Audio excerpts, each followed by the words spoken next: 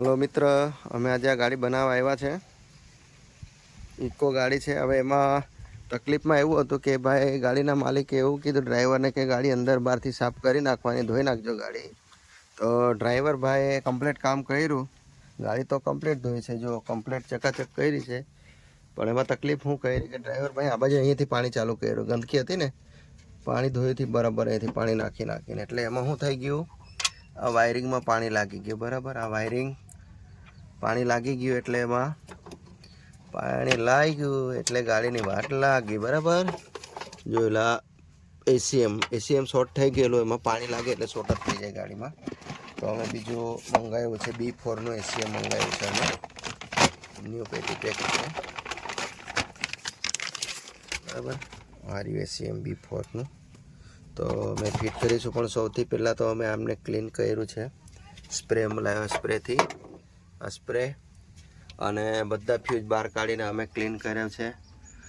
Plus fuse box સાફ કર્યો, spray માર્યો, સાફ કર્યો. આ રહ્યા અમારા વિકીભાઈ વાયરિંગનું કામ કરી રહ્યા છે, ફ્યુઝ સાફ સફાઈ કરી લગાવશે. એના પછી અમે બધું ફિટિંગ કરી એસીએમ લગાવી પછી ચાલુ કરીએ. કેમ કે એસીએમ વસ્તુ એવું છે આ ગાડી માટે બહુ ખરાબ વસ્તુ છે આ, કેમ કે પાણી લાગે એટલે શોર્ટ જ થઈ જાય છે. અને જો જે પણ પાર્ટીની ગાડી હોય અને આ જગ્યા પર સડો લાગેલો હોય ને જમ્પરની બાજુમાં અને કાણા પડી ગયા હોય તો સૌથી પહેલાં વેલ્ડિંગ કરાવવાનું, નહીં તો પાણી જેવું લાગે આ સોકેટમાં લાગે એટલે ગાડી બંધ થઈ જશે, એસીએમ શોર્ટ થઈ જશે. ને એસીએમની કોસ્ટ જરા મોંઘી આવે છે, ઇકોમાં 10,000 થી 12,000 રૂપિયાનું આવે છે.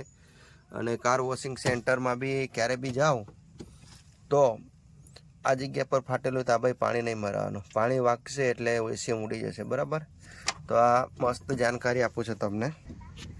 તો મિત્ર, જાણકારી તમારા સેફટી માટે મેં મૂકી છે. અને બીજું કે પાણી નહીં લાગે એટલું ખાસ કાળજી રાખવાનું. બાકી શું છે, 10-12,000 રૂપિયાનું એસીમાં આવે તો ખોટું ખર્ચો થઈ જાય. બરાબર ને? ઓકે, તો હવે અમે બેટરી લગાવી દીધું છે, એસીએમ ફિટિંગ કર્યું છે. બરાબર, હવે જો ચાવી ઓન કરીએ, જો સેન્સર લાઇટ આવી ગઈ.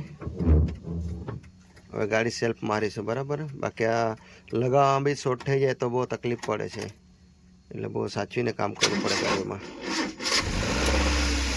ઓકે, ગાડી ચાલુ થઈ ગઈ.